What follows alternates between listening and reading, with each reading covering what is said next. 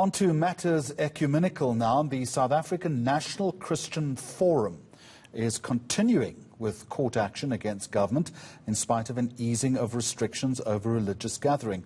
So what exactly is the body trying to achieve? Here now is Bishop Maroti Mashashane from the Forum. Bishop, good afternoon to you and welcome.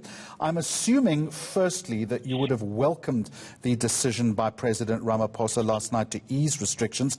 Were you consulted or were you taken by surprise? Good afternoon, Jeremy, and all the viewers. We were delighted by the news last night.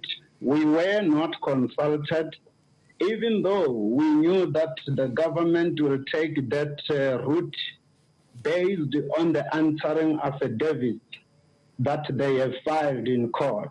So we did suspect that just a day before a court day, they will take a turn. Am I correct in saying that you are still, though, pursuing court action? And if the answer is yes, why?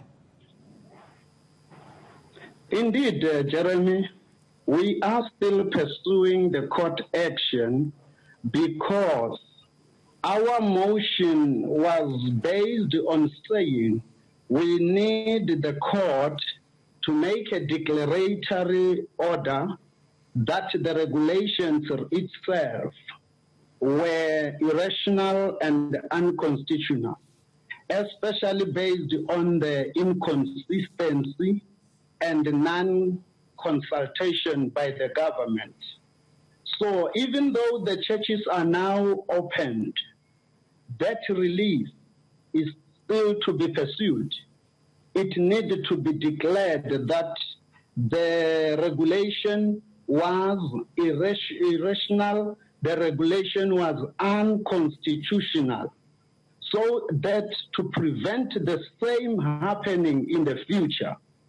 Today, Jeremy, the judge, when we were removing the matter from the urgent court roll into the normal court roll, the judge actually emphasized to say the motion or our plea of Part B is very necessary so that the church should know if the government has the right at any time to simply close the churches. Right. Which is I understand, Bishop, that you are seeking legal clarification. But having said that, you call the decision irrational, but you will concede that many congregants all over the country simply flouted the rules of social distancing, and you know well that churches and church gatherings can be super spreaders. Surely government was just being cautious.